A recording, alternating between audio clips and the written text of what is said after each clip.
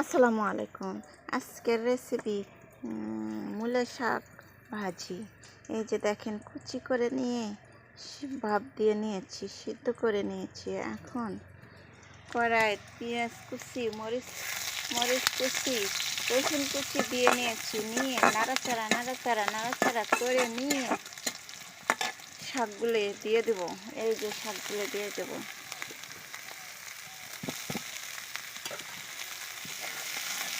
শাকগুলো দিয়ে নাড়াচাড়া করে নিয়ে